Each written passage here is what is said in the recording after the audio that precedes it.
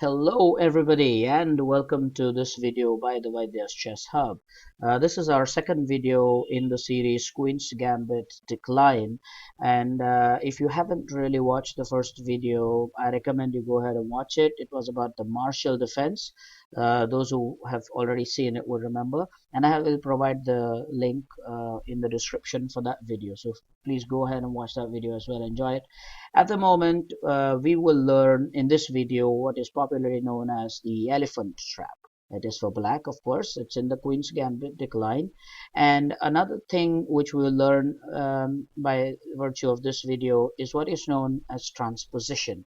Many a times players ask me this, you chess guys, you talk about transposition, the game got transposed into a certain opening. So what is that all about? And exactly for that purpose, you see that I've got two boards in front of me, a couple of boards here. This is going to be our main board, but this is the analysis board. You can call it the variation board, where I'll show you what is the concept of transposition exactly. So let's get started with this and enjoy. White plays d4, black plays d5. White will play 2c4, which is the idea of Queen's Gambit.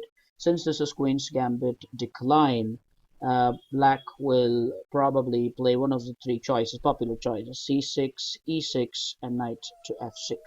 Let's say this time black wants to go for the classical, so he plays e6, Queen's Gambit Decline, and white plays knight c3, and black solidifies his position with knight f6, adding more support for the d5 square.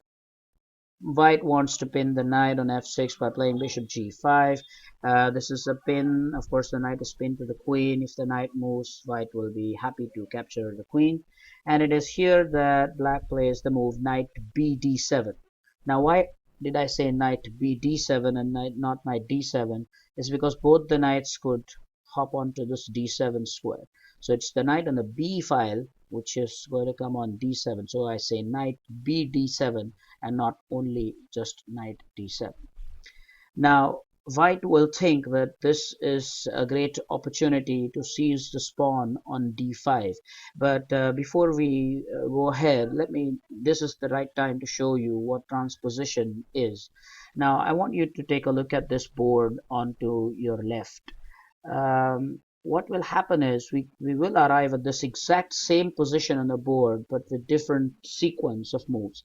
So let's say white plays d4, black plays d5, white goes for the Queen's Gambit, and black plays the martial defense that we saw in our first video by playing knight to f6.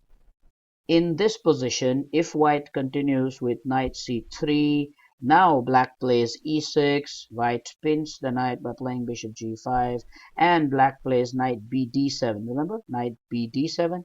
If black plays knight b d7, you will see that the position is identical on both the boards. But of course, the difference was the sequence of moves. So this position can arise also out of the martial defense, and this is what is known by chess players as transposition. So you arrive at the same position by a different sequence of moves. I hope it was fun to learn this, and this was a great time where I could actually exhibit what transposition is. Anyway, coming back to the game, here white will think that he has a good opportunity to win this pawn on d5 because he clearly notices that this knight is pinned to the queen, and that's exactly what white may fall for if he doesn't know what the elephant trap is. White plays c takes d5, black will play e takes d5, and then white will think, okay, I've just won a pawn, and the knight is pinned, so it's extra pressure on this knight on f6. But that's exactly where he has fallen into the trap. He has not won a pawn, he has just inflicted pain for himself, on himself. So black is going to just take this knight, and white will be happy to grab the queen, but now black can play bishop b4 check. Now notice that this check can only be avoided by playing queen d2, and black shouldn't be really hasty in capturing this queen. Black could go ahead and take this bishop first. The queen ain't going anywhere, And well, the way white should continue probably is to play the move e3, because I'll show you, if queen takes bishop and knight takes queen, then already the threat is knight c2, and the knight is also threatened to win the pawn here. It's a very odd game for white. So here queen takes bishop is not normally played by white.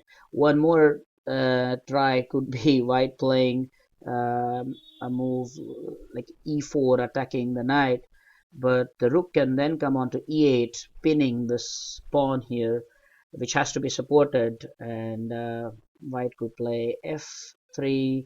Again, black could push this and attack this pawn by playing f5.